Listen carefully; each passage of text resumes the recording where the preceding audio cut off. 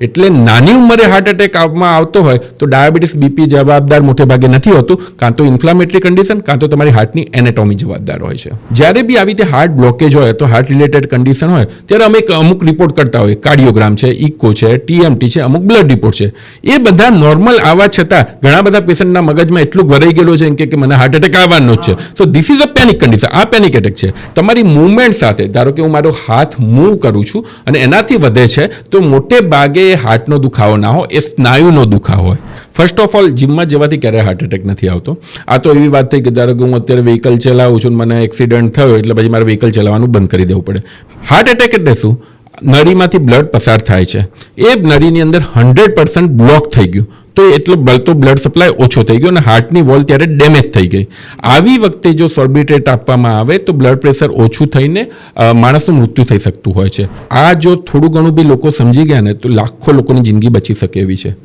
એક emergency kit કહેવાય છે, જેની તમે કિંમત કરવા જાઓ ને 25 થી 30 રૂપિયાની છે. હાર્ટની ત્રણેય નસો 100% બ્લોક હોય, 100% અને 100%, ત્રણેય નસો 100% છે. જો એન્જિયોગ્રાફી એટલે શું કે મારે બ્લોકેજ છે કે નહીં એ જોવું છે. એન્જિયોપ્લાસ્ટી એટલે શું? સ્ટેન્ટ મૂકીને એન્જિયોપ્લાસ્ટી કહેવાય.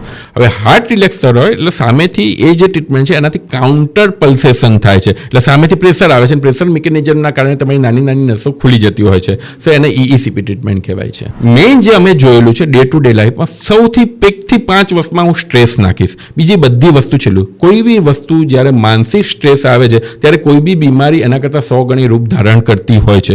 તો અત્યારે જે યંગ પેશન્ટના હાર્ટ એટેક આવવાનું મેઇન કારણ સ્ટ્રેસ બી હોય છે. પહેલાં એવું હતું કે 40, 50, 60 વર્ષની ઉંમરે હાર્ટ એટેક આવતા તો થોડું સામાન્ય લાગતું. ડાયાબિટીસ કે બ્લડ પ્રેશરની બીમારી કે કોઈ મેડિકલ હિસ્ટ્રી કે ફેમિલી હિસ્ટ્રીના લીધે હાર્ટ એટેક આવે તો બહુ સામાન્ય લાગતું. પણ આજકાલ 15-20 વર્ષના બાળકોને પણ હાર્ટ એટેક આવવા લાગ્યા છે અને એનું પ્રમાણ ખૂબ વધી રહ્યું છે. આના ઘણા બધા કારણો છે, પરંતુ સાચા કારણો શું છે હજી સુધી પાકું કહી શકાય નથી. તો આજે આપણા પોડકાસ્ટમાં એવા જ એક વ્યક્તિને લઈને આવવાના છીએ કે જે આપણને કહી શકે કે હાર્ટ એટેક આવવા પાછળના કારણો શું છે, એને કઈ રીતના રોકી શકાય અને પહેલાં સિમ્ટમ્સ શું હોય છે હાર્ટ એટેકના, કે તમને ખબર કઈ રીતના પડે છે કે આ વ્યક્તિને હાર્ટ એટેક આવ્યો છે કે નહીં.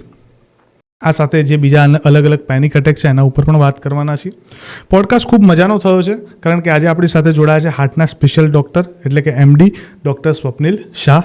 એમની સાથે બેસી અને આપણે આજે ખૂબ વાતો કરવાના છીએ હાર્ટની હેલ્થ વિશે. તો જોડાયેલા રહો પોડકાસ્ટમાં. ચાલો શરૂઆત કરીએ.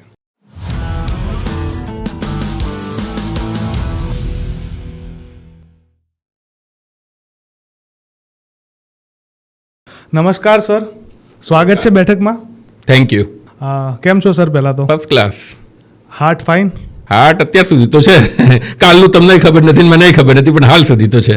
ઓકે સર, એકચ્યુઅલી છે ને આજે સ્પેશિયલી હાર્ટને લઈને જે અટેક આવી રહ્યા છે એના ઉપર પોડકાસ્ટ કરવો છે. અને આમ તો આ પોડકાસ્ટ કરવાનો વિચાર પણ ના આવતો, પણ હમણાં થોડા દિવસ પહેલાં રિસેન્ટલી અમે મોર્નિંગમાં ક્રિકેટ રમવા ગયા અને ત્યાં એક 20 વર્ષના છોકરાને હાર્ટ એટેક આવી ગયો. અમારી ઓપોનન્ટ ટીમમાં હતો અને એ જોઈને મને એવું થયું કે ખરેખરમાં અત્યારે બહુ કેસીસ આવી રહ્યા છે, જેટલા સાંભળવા મળે છે આવા જોવા મળે છે. એટલે મેં કીધું એક એવો પોડકાસ્ટ થાય કે જેમાં લોકો સુધી માહિતી પહોંચે કે હાર્ટ એટેક કેમ આવે છે, એને રોકવા હોય તો કઈ રીતના રોકી શકાય, લાઇફસ્ટાઈલ કઈ રીતના મેન્ટેન કરી શકીએ, દવાઓને, આ બધા વિષયો પર આજે તમારી જોડે ચર્ચા કરવી છે ખુલીને. તો સૌથી પહેલાં તો મારો પ્રશ્ન એવો છે કે ઘણા લોકોને આમ તો કેવું હોય કે ડાયાબિટીસ છે, બ્લડ પ્રેશર છે, આવી બધી ડિસીઝ હોય અને હાર્ટ એટેક આવે કે ભાઈ કોઈ ફેમિલી હિસ્ટ્રી હોય અને હાર્ટ એટેક આવે તો આપણને થોડુંક સમજમાં આવે, પણ એવું ના હોવા છતાં બી હાર્ટ એટેક આવે છે તો આની પાછળના કારણો શું હોઈ શકે? તમારી વાત 100% સાચી છે. હમણાં રૂટીનલી અને લાસ્ટ 2-3 વર્ષમાં એકચ્યુઅલી કોરોના પછી જ જો કહો તો આ બધી વસ્તુ બહુ હાઇલાઇટ થયેલી છે. 15 વર્ષના છોકરાને એટેક આવે છે, 20 વર્ષના છોકરાને એટેક આવે છે.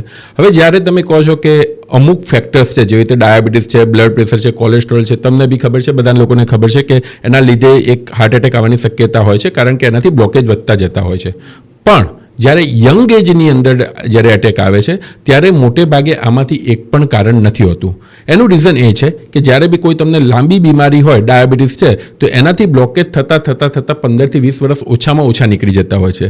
બ્લડ પ્રેશર હોય તો 15 થી 20 વર્ષ ઓછામાં ઓછા નીકળી જતા હોય છે. સો મોટે ભાગે જ્યારે યંગ એજની અંદર આવી રીતે હાર્ટને રિલેટેડ કઈ સમસ્યા થાય છે ત્યારે મેઇનલી આપણે બે કારણ માની શકીએ.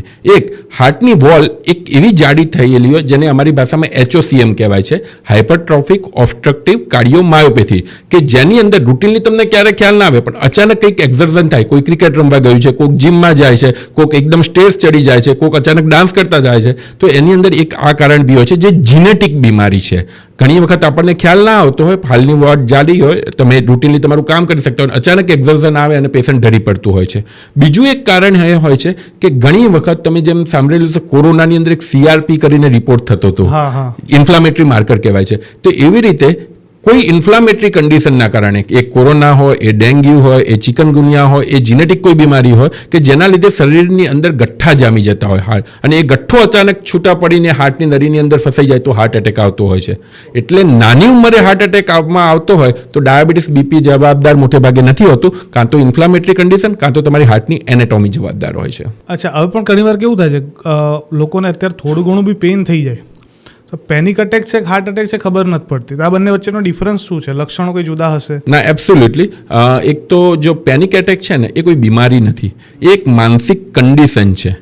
મતલબ કે આજે તમે કીધું તમારા ફ્રેન્ડને આવી રીતે ક્રિકેટ રમતા હાર્ટ એટેક આવેલો હતો. હવે એ જે જગ્યાએ એ લોકો 15-20 જણા ઊભેલા હશે, એમાંથી 1-2 જણ એવા ગભરાઈ ગયેલા હશે કે એ એમને જઈને પોતાનું હેલ્થ ચેકઅપ કરાવડાયેલું હશે. હેલ્થ ચેકઅપ નોર્મલ આવવા છતાં બી એમને થતું હશે કે ભાઈ મારે લેફ્ટ સાઈડ પેઇન થાય છે, અચાનક એન્ક્સિયસ થઈ જતા હશે, શરીર પરસેવો થઈ જતો હોય, ગભરામણ થઈ જશે.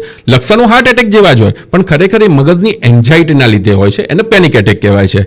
હાર્ટ એટેક એટલે શું થાય છે કે હાર્ટની નળીની અંદર અચાનક 100% બ્લોકેજ થઈ જવું, એની અંદર એકદમ હાથી જાણે છાતીમાં બેઠી ગયો ને એટલું બધું પેઇન થતું હોય છે, ગભરામણ થાય, શરીર પરસેવો થઈ જાય, પેનિક એટેકમાં બી થાય. પણ આની અંદર પેઇન મેઇન સિમ્ટમ્સ હોય છે. બીજું, જ્યારે બી આવી રીતે હાર્ટ બ્લોકેજ હોય તો હાર્ટ રિલેટેડ કન્ડિશન હોય ત્યારે અમે અમુક રિપોર્ટ કરતા હોય, કાર્ડિયોગ્રામ છે, ઇકો છે, TMT છે, અમુક બ્લડ રિપોર્ટ છે.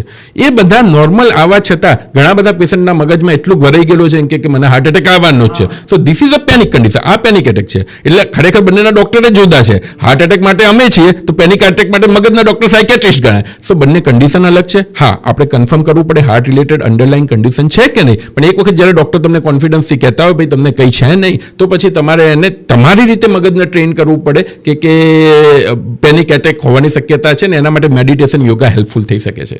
ઓકે. હવે ઘણીવાર કેવું લોકોને જડબામાં પેઇન હોય, છાતીમાં, મતલબ બરડામાં દુખે, આવી બધી જગ્યાએ પેઇન થાય ને તો લોકો એવું કે આ પ્રી સિમ્ટમ છે હાર્ટ એટેકના. સાચી વાત છે? પ્રી સિમ્ટમ્સ જેવું નથી હોતું, એ સિમ્ટોમ જ હોય છે. હવે જો હાર્ટ એટેકના સિમ્ટમ્સ કયા છે, તો એક છાતીમાં ડાબી બાજુ દુખવું તમને ખબર છે, બધાને ખબર, પણ એ દુખાવો અહીંયા જડબા સુધી બી થઈ શકે, નીચે પેટ સુધી બી થઈ શકે, અને radius to the left arm, ડાબી બાજુના આર્મ સુધી બી જઈ શકતો હોય. એ મેઇનલી હાર્ટ એટેકનો ટિપિકલ દુખાવો છે. હવે કયો દુખાવો હાર્ટ એટેકનો ના હોય? તો જે માણસ, તમે મને કોઈ પેશન્ટ અહીંયા આવીને કે અહીંયા આંગળી મૂકીને કીધું કે મને અહીંયા દુખે છે, તે 99% હાર્ટનો દુખાવો ના હોય. હાર્ટનો દુખાવો હંમેશા ભાર સાથેનો હોય. બીજું, જ્યારે બી કોઈ ડાબી બાજુનું બી પેઇન હોય, તમારી મૂવમેન્ટ સાથે, ધારો કે હું મારો હાથ મૂવ કરું છું અને એનાથી વધે છે, તો મોટે ભાગે એ હાર્ટનો દુખાવો ના હોય, એ સ્નાયુનો દુખાવો હોય. જે દુખાવો ડીપ બ્રીથિંગ કરતા શ્વાસ લઈને છોડતા હો, એ મોટે ભાગે હાર્ટનો ના દુખાવો, એ ફેફસાનો દુખાવો. એટલે અમુક એવા સિમ્ટમ્સ છે કે જેનાથી તમે હાર્ટનો છે કે નથી હાર્ટનો એ ખ્યાલ આવતો હોય, બટ જાતે ડૉક્ટર બન્યા વગર એને વખતે એક ડૉક્ટર જોડે કન્સલ્ટ કરવું પડે. અચ્છા, ઘણીવાર કેવું થાય કે ઘણા લોકોને સામાન્ય બી પેઇન હોય ને તો અત્યારે હવે ડૉક્ટર જોડે ભાગે છે હાર્ટ એટેક માટે થઈને. ઘણીવાર એવું છે કે હાર્ટ એટેકની બીમારી આવા કરતાં, મતલબ હાર્ટ એટેક આવા કરતાં મેન્ટલી વધારે લઈ લે છે. કારણ કે જો મારે ફળિયામાં કોઈકને થાય તો આખું ફળિયું ચાલવાનું ચાલુ કરી દે, આ ટાઈપનું. પણ બેઝિકલી જો એક લાંબા ગાળા સુધી કોઈ વ્યક્તિને આ વસ્તુમાંથી બચવું હોય, હાર્ટ એટેક ના આવવા દેવો, મતલબ 50-65 જે નેચરલ આવે, તેના માટે કઈ રીતના ધ્યાન રાખી શકે?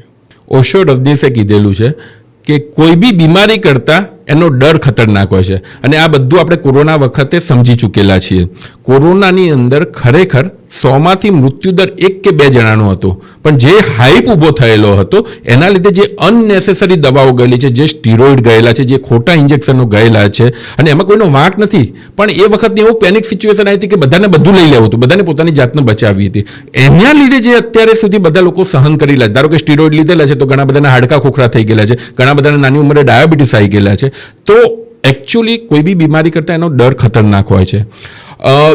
કોઈ વસ્તુ ધારો કે તમને એવા કોઈ સિમ્ટમ્સ લાગે તો એની એક ડ્યુ પ્રોસેસ હોય છે કે ચલો કાર્ડિયોગ્રામ કરાવો, ડૉક્ટરને બતાવો, TMT કરાવો, ઇકો કરાવો, અને જ્યારે બધું નોર્મલ આવે ત્યારે તમારે પછી તમારી જાતને ટ્રેન કરવાનું છે કે ના ભાઈ મને આ સિમ્ટમ્સ આવે છે, આ થોડાક માનસિક રીતેના સિમ્ટમ્સ છે, અને એમાંથી જે બી કંઈ કરે છે કે મેડિટેશન હોય, યોગા હોય, પ્રોપર કાઉન્સિલિંગ હોય, એ કરીને તમારે બહાર આવવું પડે. નહીં તો શું થતું હોય છે, લક્ષણો ના મળે ત્યાં સુધી નવા રિપોર્ટો થતા જાય અને અલ્ટિમેટલી ખરેખર ના હોય અને એ લોકોને ડાયાબિટીસ, બ્લડ પ્રેશર કે હાર્ટ એટેક આવતો હોય છે. સ્ટ્રેસ એક મોટું કારણ છે કે જેનાથી આ હાર્ટ રિલેટેડ બીમારી થતી હોય. હવે અત્યારે કશું હોય નહીં પણ તમે એનો વિચાર જ કરો તો ઓબ્વિયસલી એ વસ્તુ થવાની શક્યતા વધી જાય છે. ઘણીવાર આ તમે ઓશોની વાત કરીને તો ઓશોનું એક સ્ટેટમેન્ટ એવું પણ હતું કે મોટે ભાગે એવું જોવા મળે કે જે ડૉક્ટર જેનો સારવાર કરતો હોય ને ભવિષ્યમાં એને એવો રોગ આવી શકે એની ચાન્સીસ વધી જાય, કારણ કે આખો દિવસ એ રોગના વિચારમાં રહેવાનું હોય. એબ્સોલ્યુટલી. એનીવે આપણે પાછા મુદ્દા ઉપર આવીએ. જીમમાં જવાથી હાર્ટ એટેકના કેસીસ વધ્યા છે, જે તમે હમણાં વાત કરતા તમે કીધું કે આ રીઝન હોઈ શકે, પણ શું એ જે તમે કહો છો કે જે ગઠ્ઠા થઈ જાય જે છૂટા પડે, આના માટેની કોઈ દવા કે મેડિસિન આવી છે? ફર્સ્ટ ઓફ ઓલ, જીમમાં જવાથી ક્યારેય હાર્ટ એટેક નથી આવતો. આ તો એવી વાત થઈ કે ધારો કે હું અત્યારે વ્હીકલ ચલાવું છું, મને એક્સિડન્ટ થયો એટલે પછી મારે વ્હીકલ ચલાવવાનું બંધ કરી દેવું પડે. બેઝિકલી એ જીમમાં જતાં જેને હાર્ટ એટેક આવે છે, ઇટ્સ એન એક્સિડન્ટ. એ કયા લોકોને કે જેની બેઝલાઇન કોઈ એવી બીમારી છે જે પકડાયેલી નથી અને અત્યારે અચાનક એક્ઝર્ઝન થાય છે, એના લીધે હાર્ટ એટેક આવતો હોય છે. ગ્રેજ્યુઅલી જો બધી કસરત કરવામાં આવે ને પ્રોપરલી સ્ક્રીનિંગ થયેલો તો મોટે ભાગે હાર્ટ એટેક નથી આવતો હોતો. સો એ હાર્ટ એટેક આવે એટલે જીમમાં ના જવું એ તો બહુ ખરાબ નિવેદન કહેવાય. જીમમાં જવું પડે, પણ બેઝિકલી કોઈના ગાઈડન્સની અંદર, અને આઈ રિકમેન્ડ કે કોઈ બી માણસ હોય કે જે અત્યાર સુધી થોડું બેઠાડું જીવન જીવ્યું છે અને પછી એને જીમનો શોખ જાગ્યો છે તો પર્ટિક્યુલર પહેલાં હેલ્થ ચેકઅપ કરાવડાવે. ઘણી વખત શું થતું હોય, તમને ખ્યાલ બી ના હોય, બીપી છે 170, 180 હોય, તમને ખ્યાલ નથી, તમે મપાયું નથી, તમે કાલથી ટ્રેડમિલ અચાનક દોડવાનું ચાલુ કર્યું તો એ 170 સુધી બીપી વાંધો નથી આવતો, પણ જ્યારે એ શૂટઅપ થઈને 200 થાય ત્યારે તમને હાર્ટ એટેક આવી જાય છે. સો આવી કન્ડિશનની અંદર ક્યારેય પ્રોપરલી જ્યારે તમે ડૉક્ટરનું એક ગાઈડન્સ લેવું પડે, હેલ્થ ચેકઅપ કરાવવું પડે, અને રૂટીન છે 1000-1500ના ટેસ્ટ થતા હોય છે. એક વખત કરાયા પછી તમે ડેફિનેટલી જીમ કરો તો એ બધું થવાની શક્યતા ઓછી થતી હોય છે. જીમમાં જવા માટેની જે પ્રોબ્લેમ આવે છે જવું જોઈએ, મતલબ હું પોતે વિચારી રહ્યો છું જીમમાં જવાનું, પણ આ બધા કેસીસ સાંભળું છું એટલે અટકતો હતો, એટલે એ ક્લિયર કર્યું. હવે સેકન્ડ ક્વેશ્ચન મારો એવો છે કે મહિલાઓમાં અટેકનું પ્રમાણ ઓછું છે કમ્પેર ટુ પુરુષ, અને આ જે કોરોના પછી જે હાર્ટ અટેકની જે ચાલુ થઈ છે સાયકલ, એમાં મહિલાઓનું પ્રમાણ વધ્યું છે કે એ જ છે, યથાવત જ છે? મહિલાઓનું છે ને એ એમને હોર્મોનલ એ રીતનું કુદરતની રચના છે કે એમની જે જ્યાં સુધી મેન્સિસ આવતું હોય, જ્યાં સુધી માસિક આવતું હોય ત્યાં સુધી એમના શરીરના હોર્મોન જ એમના હાર્ટ એટેક સાથે પ્રોટેક્ટ કરે છે. એટલે આજથી 10 વર્ષ પહેલાં એવું માનવામાં આવતું 100 જણને એટેક આવે એમાંથી મેક્સિમમ 80% હોય મેન હોય છે ને ખાલી 10-20% લોકો ફિમેલ હોય છે. હવે ગ્રેજ્યુઅલી કોરોનાના લીધે નહીં પણ લાઈફસ્ટાઈલના લીધે જે છેલ્લા 10 વર્ષની અંદર જે ઘણું, કારણ કે સ્ટ્રેસ પહેલાં એવું હતું કે એકલા જે વર્કિંગ પર્સન હોય એ જ કરતા હતા, હવે ફિમેલ બી એટલા લોકો મેઇન સ્ટ્રીમમાં આવી ગયેલા છે, ખાવા પીવાની હેબિટ્સ બી એ રીતની થઈ ગયેલી છે, બીજા બધા ઘણા બધા કારણો છે કે જે વેસ્ટર્નાઇઝ કલ્ચર આપણે કહીએ છીએ એના લીધે બી ફિમેલ બી એ મેઇન ફ્લોમાં આવી ગયેલી છે, એટલે એના લીધે હોવાની શક્યતા ખરી. હવે કોરોના ઓનેસ્ટલી કોઈને ખબર નથી દુનિયામાં કે કોરોના કે એની વેક્સિન કે એના લીધે અટેક આવેલા છે કે નહીં, નો વન નોઝ. બટ એટલું નક્કી છે કે કોરોના ક્યાંક ને ક્યાંક શરીરની અંદર ઇન્ફ્લામેશન કરીને ગયો છે. એ કોરોના હોય કે એની વેક્સિન એ હજુ કોઈને ખ્યાલ નથી, અને ઇન્ફ્લામેશન, બોડીની અંદર ઇન્ફ્લામેશન હોય ત્યારે હાર્ટ એટેક આવવાની શક્યતા તમારી વધી જતી હોય છે. અચ્છા, હવે આ એક ઓડિયન્સ માટે આ ઇન્ફ્લામેશન શું હોય સમજી શકો છો? સો એને આપણે ઉદય કહેવાય, શરીરની અંદરની ઉદય.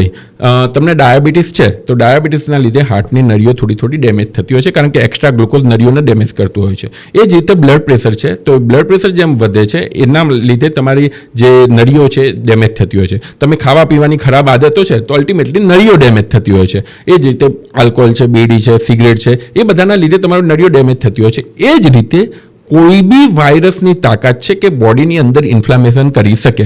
કોરોના એક વાયરસ હતો, એ જે સાદો સ્વાઇન ફ્લૂ હોય કે સાદો H1N1 જે કહેવાય છે કે રૂટીનલી આપણને બધાનો થતો હોય છે. અમે ઘણા બધા એવા પેશન્ટ જોતા હોઈએ છીએ કે એ લોકોને ગળું તો પકડાયું હોય પણ 4-5 દિવસની અંદર એમનું હાર્ટ બી પકડાઈ ગયું અને હાર્ટનું પમ્પિંગ ઓછું થઈ ગયું હોય. બહુ રેર છે પણ એવું બી શક્યતા હોય છે. એટલે કોઈ બી વાયરસ કે કોઈ બી બેક્ટેરિયાની તાકાત છે કે તમારા બોડીની અંદર ઇન્ફ્લામેશન કરી શકે. ઇન્ફ્લામેશન એટલે શરીરની ઉદય, અને જ્યારે શરીરની અંદર ઉદય થતી હોય તે પહેલું હાર્ટ એટલે હાર્ટ એટેક આવે, અથવા તો મગજ એટલે કે સ્ટ્રોક આવવાની શક્યતા વધી જતી હોય છે. ચાન્સીસ બી વધી જાય. અચ્છા, હવે નોર્મલી જ્યારે હાર્ટ અટેકના કેસ જોઈએ ને એટલે પહેલી એક ટેબ્લેટ લોકો સજેસ્ટ કરી દે, ડૉક્ટર બની જાય કે સોર્બિટ્રેટ આપી દો. એ અસર કરે છે સોર્બિટ્રેટ? એકચ્યુઅલી હાર્ટ એટેકમાં જિંદગીમાં સોર્બિટ્રેટ લેવાય નહીં. એ એન્જાઇનાની દવા છે. એન્જાઇના અને હાર્ટ એટેક અલગ છે. હાર્ટ એટેક એટલે શું? નળીમાંથી બ્લડ પસાર થાય છે, એ નળીની અંદર 100% બ્લોક થઈ ગયું, તો એટલો બળતો બ્લડ સપ્લાય ઓછો થઈ ગયો અને હાર્ટની વોલ ત્યારે ડેમેજ થઈ ગઈ. આવી વખતે જો સોર્બિટ્રેટ આપવામાં આવે તો બ્લડ પ્રેશર ઓછું થઈને માણસનું મૃત્યુ થઈ શકતું હોય છે. સોર્બિટ્રેટ એ એન્જાઇના એટલે શું કે હું ધારો કે ચાલું છું, અત્યારે મારો બ્લડ સપ્લાય 70% જેટલો છે, હું ચાલું છું અને થોડું જોરથી ચાલું છું એટલે મારા બ્લડને જે 80% જેટલો બ્લડ સપ્લાય મળે એ મારું હાર્ટ નથી પહોંચી શકતું, એટલે મને ચાલતી વખતે દુખાવો થાય, શ્વાસ ચડે, ગભરામણ થાય, બેસું એટલે પાછું મટી જાય. એ એન્જાઇનાના સિમ્ટમ્સ કહેવાય. એટલે એના માટે સોર્બિટ્રેટ ફાયદાકારક થઈ શકે, પણ હાર્ટ એટેકમાં જિંદગીમાં બી ભૂલથી સોર્બિટ્રેટ દવા ના આપી શકાય. અચ્છા, હવે સોર્બિટ્રેટ તો ના આપી શકાય, તો કઈ દવા આપી શકાય? કદાચ કોઈક એવો કેસ આપણે જોઈએ તો પ્રાઇમરી તબક્કે આપણે શું કરી શકીએ? હવે આ એક બહુ જ ઇમ્પોર્ટન્ટ ક્વેશ્ચન છે, અને આ જો થોડું ઘણું બી લોકો સમજી ગયા ને તો લાખો લોકોની જિંદગી બચી શકે એવી છે. એક ઇમરજન્સી કિટ કહેવાય છે, જેની તમે કિંમત કરવા જાઓ ને 25 થી 30 રૂપિયાની છે. અચ્છા. એની અંદરની જે 7 દવા આવે છે, હું તમને નામ લખાવું છું. ઇકોસ્પ્રિન 325 મિલીગ્રામ એ ચાવી જવાની છે. ક્લોપિડોગ્રીલ 75 મિલીગ્રામ 4 ટેબ્લેટ ગળી જવાની છે, અને એટોર્વાસ્ટેટિન 40 મિલીગ્રામ વાળી 2 ટેબ્લેટ ગળી જવાની છે. આ ટોટલ 7 ટેબ્લેટ છે, 30 રૂપિયાની કિંમત છે. દરેક હાર્ટ પેશન્ટ અથવા તો જેની ફેમિલી હિસ્ટ્રી પોતાની જોડે રાખવું જોઈએ. આ કામ કઈ રીતે કરે છે? જ્યારે તમને એટેક આવે છે ત્યારે મેં કીધું કે તમને 100% ગઠ્ઠો થઈ ગયેલો હોય છે.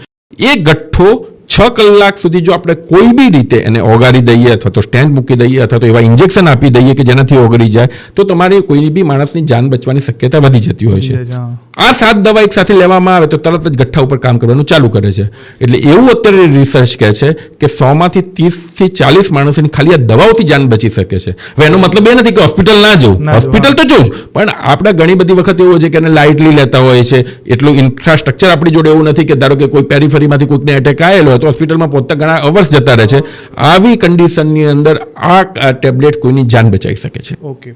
અચ્છા, હવે તમે કીધું કે આ ટેબ્લેટ્સ લેવી જોઈએ, પણ હવે આ ક્લિયર કરો કે કોઈને હાર્ટની હિસ્ટ્રી હોય તો જ લેવી જોઈએ? કારણ કે ઘણી વખત પેનિક આવે તો બી લોકો 7 ગોળીઓ લઈ લેશે.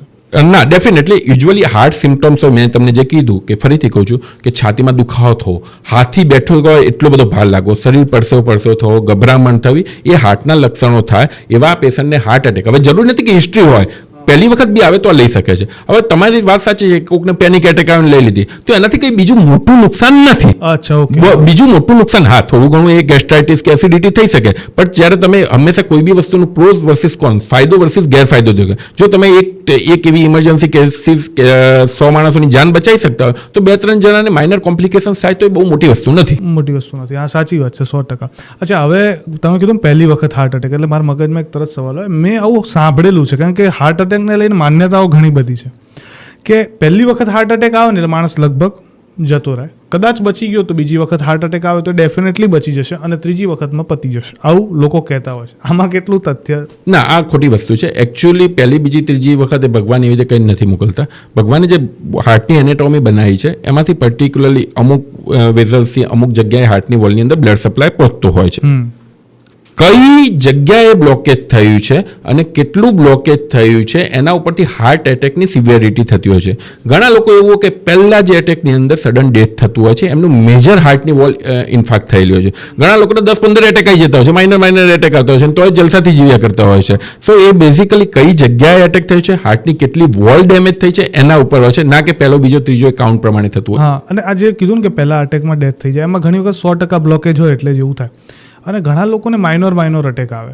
આનું કેમ, આવું કેમ થતું હશે? મતલબ બોડીમાં એની પાછળના કોઈ રીઝન છે અલગથી? હા, એટલે જે અમુક જે હાર્ટની નળીઓ છે એ મેઇન નળીઓ છે, હવે એના પાર્ટ પડતા હોય છે. જ્યારે મેઇન નળીની અંદર 100% બ્લોકેજ હોય, 100% બ્લોક થઈ ગયું, અને બીજું કે કોઈ કારણથી તમારી નાની કોલેટરલ્સ નથી ખુલેલી. હવે હું તમને સિમ્પલ સમજાવું, તમે જ્યારે કોઈ એન્જિયોગ્રાફી કે હાર્ટની નળીઓ ઉપર જો તો 3 નસો દેખાય. હવે તમને એમ લાગે કે 1, 2, 3 જ નસ છે, પણ હાર્ટમાં એના સિવાયની લાખો કરોડો સંખ્યામાં નાની નસો છે. હવે ફોર એક્ઝામ્પલ કોઈ પેશન્ટને અહીંયા 100% બ્લોકેજ થયું, હવે એની એક કોલેટરલ્સ કોઈ કારણથી ખુલી જાય છે. હવે કઈ રીતે ખુલે? તો એક્સરસાઇઝથી, જીમથી ખુલે, ડાયટથી ખુલે, મેડિટેશનથી ખુલે, અમુક એવી ટ્રીટમેન્ટ આવે છે કે જેનાથી એ ખુલે. તો અહીંયા 100% બી ભલે બ્લોક થયેલું હોય પણ અલ્ટરનેટિવલી બ્લડ સપ્લાય ચાલુ હોય તો એટલો સિવિયર હાર્ટ એટેક નથી આવતો હતો. Okay. હવે ઘણા પેશન્ટ એવા હોય છે કે જેમની કોઈ કારણથી એ નસો ખુલેલી જ નથી, તો એમને 70, 80, 90 અને માઇનર બ્લોકેજ હોય તો એની અંદર બી સિવિયર એટેક આવી શકતો હોય છે. સો બેઝિકલી એ એકલું કઈ જગ્યાએ બ્લોક થાય છે, તમારી હાર્ટની નાની નસો જે નેચરલ કોલેટરાઇઝેશન કહેવાય એ કેટલું છે, એ બધા ફેક્ટર્સ ઉપર અસર કરતું હોય. મતલબ આ વાતથી તો એનો મતલબ એક સાબિતી એ પણ થાય કે યોગા, જીમ ને એ બધાથી અમુક નસો ખુલી જાય તો બચાવશે. એબ્સોલ્યુટલી. અત્યારે ધારો કે જે બી માણસ 10-15 કિલોમીટર રન કરે છે ટ્રેડમિલ ઉપર, શેના માટે કરે છે? કારણ કે એની કોલેટરલ્સ ખોલવા માટે કરે છે. અલ્ટિમેટલી હાર્ટ તમારું કેમ સ્ટ્રોંગ થાય છે કે તમારી નાની નસો ખુલી જાય છે. એટલે ઘણા અમે એવા પેશન્ટો જોતા હોઈએ છીએ કે તમને જાણીને નવાઈ લાગશે, હાર્ટની ત્રણેય નસો 100% બ્લોક હોય, 100% અને 100%, ત્રણેય નસો 100%. હવે આપણને એમ લાગે કોઈ જગ્યાનું 100% આપણે બ્લડ સપ્લાય ખોરવી દઈએ તો ઓબ્વિયસલી માણસ કઈ રીતે જીવતો રહે, તો બી એને છાતીના દુખાવાનું લક્ષણ ના હોય, કારણ કે એનું નેચરલ કોલેટરલાઇઝેશન એટલું થયેલું છે, આખી જિંદગી જીવી જતા હોય છે એમાંથી. પણ એ વસ્તુ ઇમ્પોર્ટન્ટ છે કે તમારું નેચરલ કોલેટરલાઇઝેશન કઈ રીતે થયેલું છે. ઘણી વખત જીનેટિકલી થતું હોય છે, ઘણા બધા એક્સરસાઇઝથી થતું હોય છે, મેડિટેશનથી થતું હોય છે, અમુક એવી ટ્રીટમેન્ટ છે કે જેનાથી કોલેટરલાઇઝેશન થતું હોય છે. સો આ બધાના લીધે જો કોલેટરલાઇઝેશન થઈ ગયેલું હોય તો ભવિષ્યમાં એટેક આવવાની શક્યતા ઓછી થઈ જાય છે. અચ્છા, ઘણી વખત લોકોને બ્લોકેજ આવે ને તરત જઈને સ્ટેન્ડ મૂકી દે છે. હમણાં તો બહુ કેસીસ આવે. એ યોગ્ય છે કે? હવે છે ને આ એક ગ્રે એરિયામાં છે. હવે ધારો કે મેં તમને જેમ કીધું કે એટેકના પહેલા 6 કલાક બહુ જ ઇમ્પોર્ટન્ટ છે. ઓકે. અત્યારે આ તો ઇન્ડિયામાં આપણું બધું લાલિયાવાડી ચાલતું હોય છે, નહીતર જો હું પોતે યુએસ ભણેલો છું, ત્યાં આગળ ડોર ટુ નીડલ, એટલે તમારા ધારો કે કોઈ હાર્ટ એટેક વાળું પેશન્ટ હોય તો તમે કેટલા વાગે હોસ્પિટલમાં પહોંચ્યા અને કેટલી મિનિટની અંદર તમારામાં નીડલ નાખીને પ્રોસિજર થઈ, એટલું ઇમ્પોર્ટન્ટ છે, એટલું બારીકાઈથી એ લોકો કરતા હોય છે. પહેલા 6 કલાકની અંદર જેટલું જલ્દી સ્ટેન્ટ મુકાઈ દીધો એનાથી દુનિયામાં બીજી કોઈ વસ્તુ જ નથી. જો જરૂર હોય તો એને અમારી ભાષામાં પામી કહેવાય છે કે એ પહેલા 6 કલાકની અંદર તમારી લાઈફ બચાવે છે.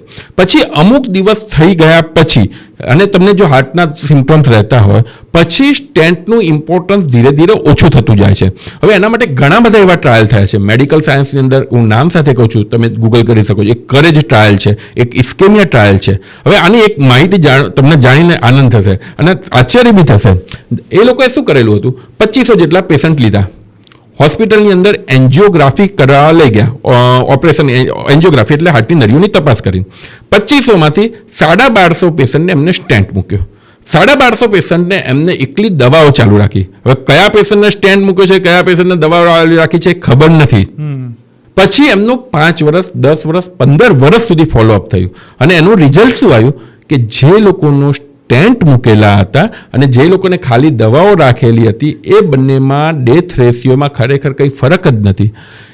ખરેખર જે લોકોમાં સ્ટેન્ટ મૂકેલા હતા એમનામાં ડેથ થવાનું પ્રમાણ થોડું વધુ હતું. એટલે જે એને અમારી ભાષામાં પ્લાન્ટ એન્જિયોપ્લાસ્ટી કહેવાય. જ્યારે એન્જિયોપ્લાસ્ટી થોડા ટાઈમ પછી થતી હોય તો સ્ટેબલ એન્જાઇનાવાળા પેશન્ટની એની જરૂર હોતી નથી હોતી.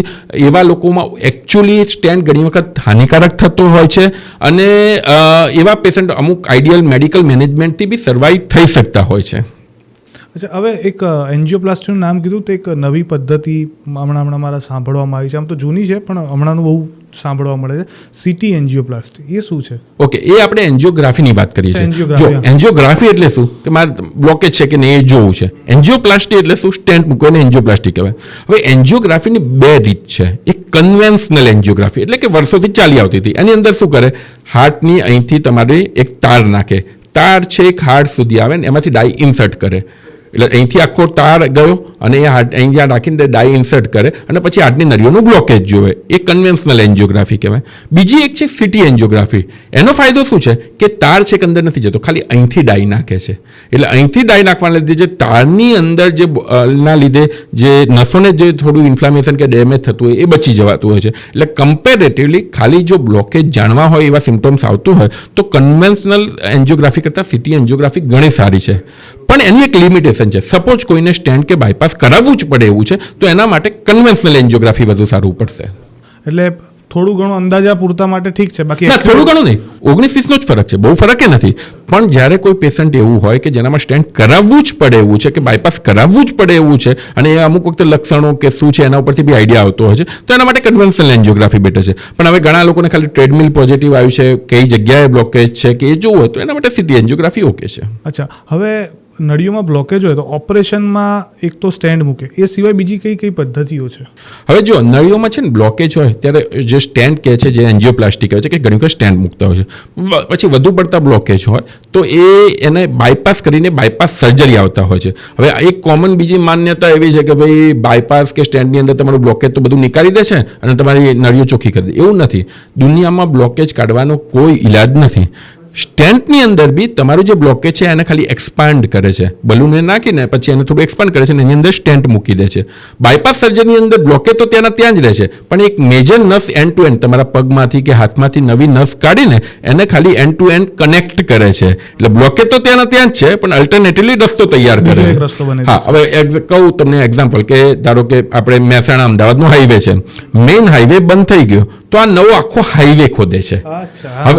હવે જે અમુક ટ્રીટમેન્ટ છે એ અનફોર્ચ્યુનેટલી લોકોમાં એટલી બધી અવેરનેસ નથી. જેવી કે EECP ટ્રીટમેન્ટ છે, ESMR ટ્રીટમેન્ટ છે. એ શું કરે છે કે નાની નસો જે આપણે પહેલા વાત થઈ એને ઓપન કરવાનો ટ્રાય કરે છે, કોલેટરલાઇઝેશન કરતા હોય છે. હવે એનું હું તમને એ જ એક્ઝામ્પલ આપું. ધારો કે મેઇન હાઈવે બંધ છે તો આપણે નવો હાઈવે નથી ખોદતા, પણ અંદરના ગલીઓમાંથી ગામડાઓમાંથી નવો રસ્તો કરીને જે કરતા હોય છે અને અલ્ટિમેટલી આપણી ડેસ્ટિનેશન સુધી પહોંચતા હોય છે, એ વસ્તુ આ EECP ESMR જેવી નેચરલ બાયપાસ ટ્રીટમેન્ટ કરતા હોય છે. અચ્છા, આ બંને ટ્રીટમેન્ટો અત્યારે ઇન્ડિયામાં પૂરજોશમાં થાય છે.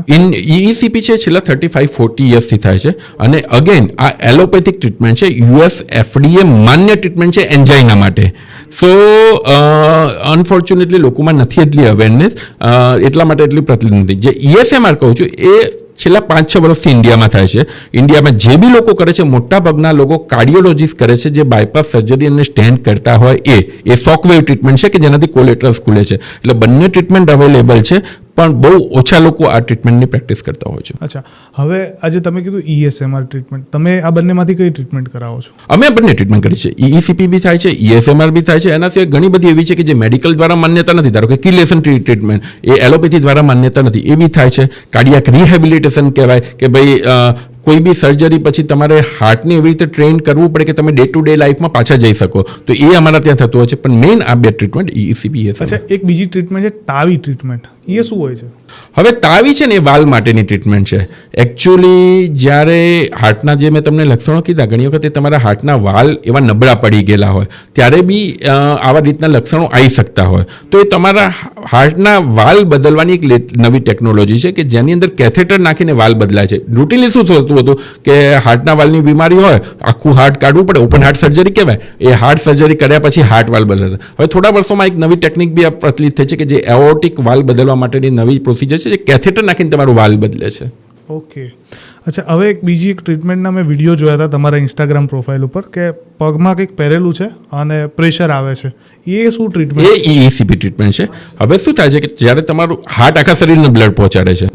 હવે હાર્ટને બ્લડ ક્યારે મળે છે? જ્યારે હાર્ટ રિલેક્સ હોય ત્યારે. હવે હાર્ટ રિલેક્સ હોય એટલે સામેથી એ જે ટ્રીટમેન્ટ છે એનાથી કાઉન્ટર પલ્સેશન થાય છે, એટલે સામેથી પ્રેશર આવે છે અને પ્રેશર મિકેનિઝમના કારણે તમારી નાની નાની નસો ખુલી જતી હોય છે. તો એને EECP ટ્રીટમેન્ટ કહેવાય છે. તો સર, હવે ઘણીવાર એવું થતું હોય છે કે બ્રેન સ્ટ્રોક આવે એના પહેલાં હાર્ટ અટેક આવી જતો હોય છે, અને હાર્ટ અટેકના લીધે બ્રેન સ્ટ્રોક આવે, એવો કોઈ રિલેશન ખરું? એબ્સોલ્યુટલી. એકચ્યુઅલી શું થતું, હાર્ટ એટેક આવ્યો, તમારી હાર્ટની અંદરની વોલને ડેમેજ થયું અને એમાંથી ગઠ્ઠો, જેને અમારી ભાષામાં ક્લોટ કહેવાય, એ ક્લોટ છૂટો પડીને ત્યાં તમારે જે હાર્ટની અંદર પડેલો હોય, એ જો ગઠ્ઠો કોઈ કારણથી અહીંથી રસ્તો બનાવીને મગજ ઉપર જતો રહ્યો તો સ્ટ્રોક આવતો હોય છે.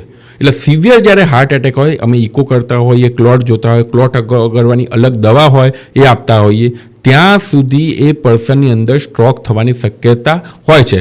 એટલા માટે જ્યારે બી હાર્ટ એટેક આવતો હોય ત્યારે અમુક પેશન્ટ્સની અંદર બહુ જ કેરફુલ રહેવું પડતું હોય છે, કારણ કે એમાં સ્ટ્રોક આવવાની શક્યતા વધી જતી હોય છે. અચ્છા, હાર્ટ અટેકમાં એક બીજી ટર્મ પણ છે કે સાયલેન્ટ હાર્ટ અટેક, એવું કહે છે. હવે સાયલેન્ટ હાર્ટ અટેક એટલે શું? એટલે આમાં શું છે કે યુઝ્યુઅલી શું થતું હોય, હાર્ટ એટેક એટલે બધા લોકોને એમ લાગે દુખાવો થાય ને ગભરામણ જ થાય, શરીર પરસેવો થઈ જાય, પણ એ ખરેખર 100માંથી 30 થી 35 જણાને જ થાય છે. 75% લોકોને, લગભગ 70 to 75% લોકોને બની શકે કોઈ લક્ષણ જ ના હોય. હવે એ કેવા પેશન્ટમાં થતું હોય? ડાયાબિટીક પેશન્ટ છે એવા પેશન્ટ, એ ડાયાબિટીસની અંદર તમારી હાર્ટની નસો સુકાઈ જતી હોય, એટલા માટે તમારે હાર્ટને એ પેઇન ના થઈ શકે. તમને ધારો કે અહીંયા મારે જે કહેવાય કે સેન્સેશન જતા રહ્યા હોય, મને કોઈ અહીંયા ટચ કરે તો મને ખ્યાલ ના આવે, એ જ રીતે હાર્ટની નસો ઘણી વખત ડાયાબિટીસની અંદર સુકાઈ જતું હોય, તો એવા પેશન્ટની અંદર હાર્ટ એટેક આવીને જતો રહે તો ખ્યાલ બી ના આવતો હોય. આમ રૂટીન ઇકો કે ઇસીજી કરાવીએ ત્યારે ખબર પડે ઓહો હાર્ટ એટેક, અને ત્યારે પાછી એ લોકો હિસ્ટ્રી આપે કે હા એ વખતે થોડું ઘણી બળતરા જેવું થયેલું હતું, તો એક સાયલેન્ટ હાર્ટ એટેક થાય. પછી બીજી વસ્તુ અમે એક રૂટીનલી જોતા હોઈએ ને કે રાત્રે 1-2 વાગે કોઈને ઘરમાં ચેસ્ટ પેઇન થયું, ઘરમાં ફેમિલીમાં બધા જોડે લોકો રહે છે, મધર કે ફાધરને થયું ચેસ્ટ પેઇન, તો મોટે ભાગે કે ભાઈ એસિડિટીનું હશે, એટલું બધું દુખાવ નથી, ગેસનું હશે, ચલો ઇનોફી લઈએ, એસિડિટીની દવા લઈ લઈએ. અત્યારે રાત્રે ક્યાં બિચારાઓને ડિસ્ટર્બ કરે, કાલ સવારે જોબ ઉપર જવાનું છે. આવા કેસીસ અમે એટલા જોઈએ છે કે સવાર સુધી બિચારાઓની પડતી બી નથી. બેઝિકલી હું ક્યાંય ગભરાવતો નથી, પણ આવા કોઈ જે ઘરમાં ઉંમરલાયક પર્સન હોય, જેને ડાયાબિટીસ હોય, એવા લોકો રાત્રે નાની એવી બી કમ્પ્લેન કરે તો તરત એટલીસ્ટ ઇસીજી કરાવડાવો, એટલીસ્ટ કાર્ડિયોગ્રામ તો કરાવડાવો અને અંડર ઓબ્ઝર્વેશનમાં રહો. કારણ કે રાતનું જે અચાનક પેઇન થાય છે યુઝ્યુઅલી એમને નથી થતું હતું, એ મોટે ભાગે હાર્ટના હોવાની શક્યતા બી આપણે નકારી ના શકીએ.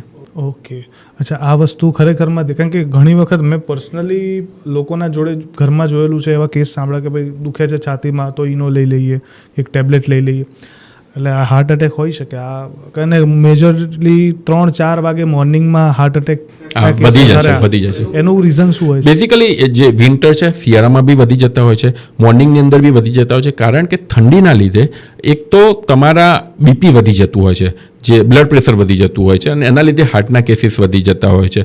એટલે વિન્ટર હોય કે અર્લી મોર્નિંગની અંદર હાર્ટ એટેક વધવાના કેસીસ મેઇન એ છે કે તમારે જે હાર્ટને જેની સામે કામ કરવાનું છે એ વાસ્ક્યુલર સિસ્ટમ સ્ટ્રોંગ રેઝિસ્ટન્સ આવી જતું હોય છે, એટલે એના લીધે બીપી શૂટઅપ થવાની શક્યતા રહેતી હોય છે, અને એના લીધે હાર્ટ એટેકના કેસીસ વધી જતા હોય છે. અચ્છા, હવે કેટલા ટકા નસ બ્લોક હોય તો દવાથી મટી જાય? જો હવે એવું જરૂરી નથી કે કેટલા ટકા નસ હોય તો દવાથી મટી જાય.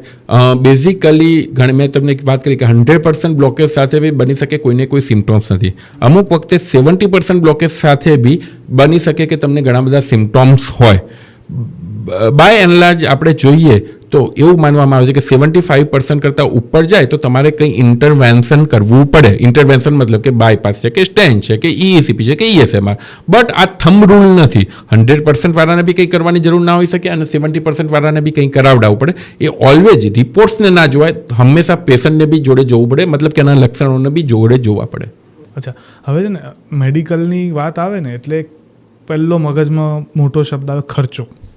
થોડોક આઉટ ઓફ ટોપિક જઉં છું, બટ હવે વાત કરીએ એના ઉપર. ના 100%.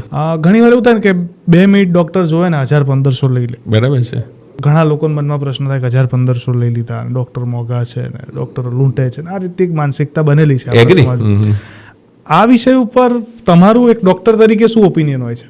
ઓકે, હવે બહુ સરસ ક્વેશ્ચન પૂછ્યો અને હું કહું છું આ બહુ જરૂરી હતો, અને હું લોકોને બી વિનંતી કરીશ તમે એક બાયસ થયા વગર શું કારણ છે એનું તમે વસ્તુ સાંભળજો. અત્યારે તમે આ સ્ટુડિયો લઈને બેઠેલા છો, તમે મારો પ્રોડકાસ્ટ કરો છો, તમે આ શેના માટે કરો છો? અલ્ટિમેટલી તમારી આ રોજીરોટી છે. જે કોઈ માણસ સવારે ઉઠીને જોબ ઉપર જાય છે તો એ પૈસા કમાવા માટે જાય છે, બરાબર? બેંકમાં કોઈ કામ કરે છે, કોઈક CA છે, કોઈક બિલ્ડર છે, બધાને પોતાના જીવાદોરી તો રૂટીન ડે ટુ ડે લાઈફની અંદર એક્સપેન્સ તો થતું જ હોય છે. અમુક લોકો એવું માને છે ડૉક્ટર એટલે સેવા કરવી. હવે એ શું કરવા સેવા કરવી? હું ગર્વથી કહું છું, હું પ્રાઉડલી કહું છું, આ મારું પ્રોફેશન છે. હું જ્યાં સુધી મારું પ્રોફેશન કોઈ જાતની કોઈ એમાં ચોરી કર્યા વગર હું જ્યારે કરતો હોઉં ત્યાં સુધી મને એમાં કોઈ શરમ નથી. હું પૈસા લઉં છું કારણ કે મારે પૈસા મારા સ્ટાફને આપવાના છે. જેમ તમને બહાર જમવા જવાનો શોખ છે એમ મને બી બહાર જમવા જવાનો શોખ છે. જેમ તમારા છોકરાઓને સારી સ્કૂલોમાં ભણવાનો શોખ છે એમ મારા છોકરાને બી સારી સ્કૂલોમાં ભણવાનો શોખ છે. અમને ગવર્મેન્ટ ₹1 સબસિડી આપતી નથી કોઈ અમને પબ્લિક કે અમે પેટ્રોલ ભરાવા ગયા અને અમને મફતમાં આપી દેતા હોય. તો દરેક માણસને પૈસા લીગલી કમાવાનો અધિકાર છે. હવે આ તમારું જે ક્વેશ્ચન છે કે ભાઈ 500,000-1500 રૂપિયા કેમ લઈ લીધા? અમુક પેશન્ટ અમને કહેતા હાથ જોવાના 500 રૂપિયા કેમ લઈ લીધા? તો હું એમ કહેતો જાતે જોઈ લો ને. તમે જો હાથ જો તો જાતે જોઈ લો. જે એ વસ્તુ હાથ જોઈને તમારે કઈ દવા ચાલુ કરવી અથવા તો ના કરવી એ અમારું ડિસિઝન પાછળ અમે 12 વર્ષ મેડિકલ કોલેજમાં કાઢેલા છે.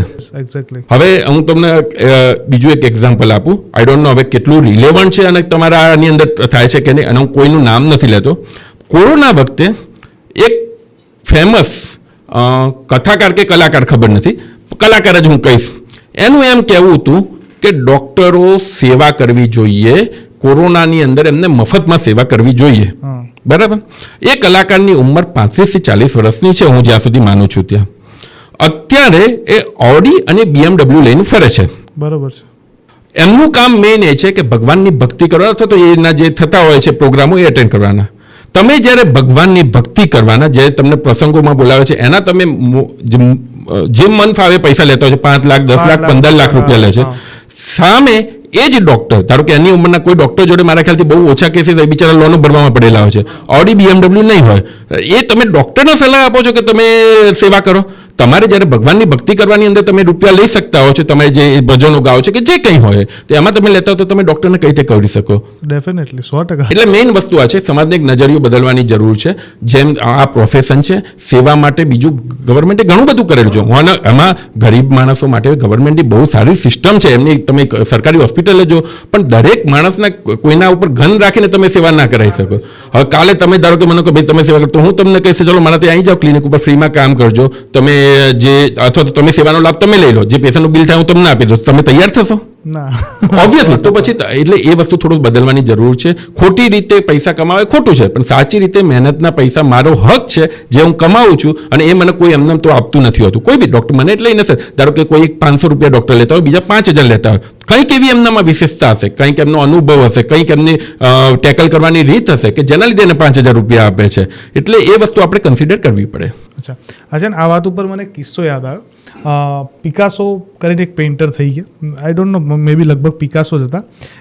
એક એક્ઝિબિશન ચાલતું હતું, એમાં કોઈક એમનું ફેન આવ્યો અને કીધું કે સર મારા માટે એક પેઇન્ટિંગ બનાવી આપો ને. તો એક નાનકડું પેપર લીધું રૂમાલ જેવું, અને મેં એક પેઇન્ટિંગ બનાવીને આપ્યું. તો પેલી થેન્ક યુ કહીને જવા લાગી એની ફેન. તો પિકાસો કે વેઇટ $1 મિલિયન આપવા પડશે. તો કે 1 મિનિટના પેઇન્ટિંગના $1 મિલિયન, કે એ 1 મિનિટનું કામ કરવા માટે મેં 20 વર્ષ અભ્યાસ કર્યો છે. એબ્સોલ્યુટલી. એટલે પૈસા એના છે, 20 વર્ષના અભ્યાસના છે. એટલે વાત તમારી 100% સાચી છે, અને આઈ એમ ડેફિનેટલી એગ્રી વિથ યુ. આનામાં હું બીજી એક વસ્તુ બી ઉમેરીશ. હવે ઘણા લોકોને શું થતું હોય છે કે જેમ ધારો કે કોઈ ડૉક્ટર 500 રૂપિયા લે છે ને બીજા 50 રૂપિયા લેતા હોય છે, તો એ 50 રૂપિયા લાઈવ માટે એ લોકો ત્યાં બતાવતા હોય, પણ અલ્ટિમેટલી ત્યાં જે અનનેસેસરી ઘણી બધી વસ્તુ એવું ઇન્જેક્શનને રિપોર્ટ થતા કે અલ્ટિમેટલી 50નું 5000માં પડતું હોય છે. ડૉક્ટરનું મેઇન કામ દવા આપવાનું છે જ નહીં. ડૉક્ટરનું કામ એ છે કે દવાઓ કઈ રીતે ના અપાય અને પેશન્ટ ફિટ રહે, એનું કામ છે. એટલે જેટલી ઓછી મેડિકેશન્સ એ પેશન્ટ માટે ઘણું સારું છે, પણ એના માટે તમારે પ્રાઇસ તો ચૂકવવી જ પડે. એટલે એ વસ્તુ આમાં છે. અચ્છા, ને અમુક લોકોના માન્યતાઓ ભરેલા સવાલો. ના એગ્રી યાર, તમારી બી હોય તો વાંધો નથી, હું ફેસ કરવા તૈયાર છું. એટલે આમાં શું છે, અમે ડે ટુ ડેમાં આ સફર કરતા હોઈએ છીએ.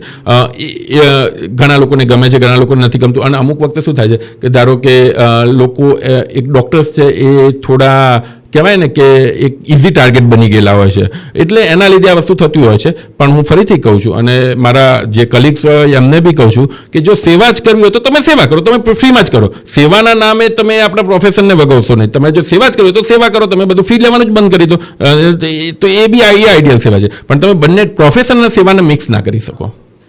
બહુ મજા આવી વાત કરીને તમારી જોડે. સ્પેશિયલી હાર્ટને રિલેટેડ ઘણા બધા પ્રશ્નો હતા, એ મારા ક્લિયર થયા.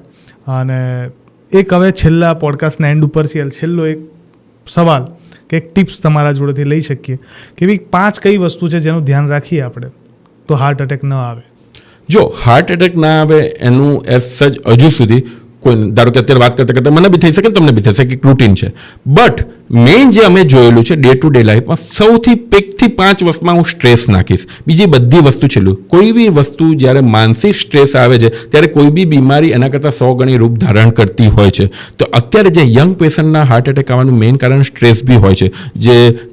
જે ફોમો છે, ફિલિંગ ઓફ મિસિંગ આઉટ છે, જે ટાર્ગેટ ઓરિએન્ટેડ જે લોકોની જોબ છે, એ બધાની અંદર હાર્ટ એટેકના કેસીસ વધવા માંડ્યા છે. સો બેઝિકલી મેડિટેશન, યોગા, જે આપણી જૂની વસ્તુ હતું એને પાર્ટ ઓફ લાઈફ અત્યારે બનાવવી પડે એવી છે. બીજું ઓબ્વિયસલી ડાયટ છે, એક્સરસાઇઝ છે, જો રૂટીન તમારું હેલ્થ ચેકઅપ છે, અથવા તો જે દવા પ્રિસ્ક્રાઇબ કરેલી છે મેડિસિન લેવી પડે. એટલે મેઇન સ્ટ્રેસ, બાકીની આ બધી વસ્તુનું ધ્યાન રાખવામાં આવે તો મોટે ભાગે આનાથી તમે બચી શકો છો. અચ્છા, હવે તેલને લઈને ઘણી માન્યતા હોય છે કે ટ્રાયગ્લિસરાઇડ વધી જાય અમુક પ્રકારના તેલ ખાવાથી, અને અત્યારે ઓર્ગેનિક તેલવાળા એક પોતાનું અલગ માર્કેટ બનાવે છે. આ તેલને લઈને કોઈ સજેશન કરું કે આવા પ્રકારના ઓઇલ ખાવા જોઈએ? બધા તેલ એક જ છે, બહુ ફરક નથી હોતો. કયું તેલ ખાવું જોઈએ, કોઈ તેલ ના ખાવું જોઈએ, એમાં કંઈ બહુ ફરક નથી પડતો. અને અમુક લોકો જે હેલ્ધી હાર્ટ તરીકે બી વેચતા હતા, હવે એ લોકો એ નથી કરી શકતા કારણ કે ગવર્મેન્ટે બેન કરેલો છે. એટલે દરેક તેલ સરખા જ છે. એટલા માટે યુઝ્યુઅલી અમારું સજેશન એવું હોય છે કે મિનિમલ એમાઉન્ટમાં જે લઈ શકો એ વધુ સારું છે. હવે ધારો કે આપણે શાક બનાવવા માટે તેલ લો તો વાંધો નથી, પણ જે ખીચું ઉપર આપણે તેલ નાખીને ખાઈએ છીએ એ થોડું એવોઇડ થાય તો વધુ સારું છે. એટલે એ રીતનું આપણે સજેશન આપી શકીએ. બાકી બધા તેલ સરખા જેવા જ છે. Okay, thank you so much. મજા આવી તમારી જોડે વાત કરીને. Thank you. Thank you.